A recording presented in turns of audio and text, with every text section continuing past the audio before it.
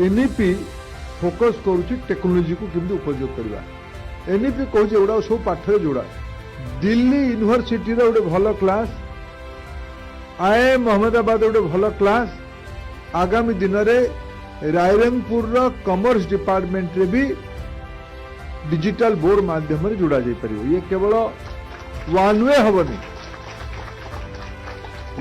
हबनी ये two way भी हो पारिबो।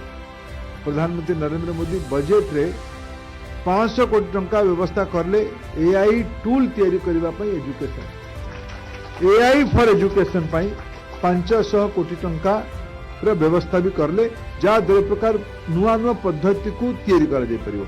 एनईपी कथा कहूँ आगामी दिन में गोटे मौलिक परिवर्तन हम।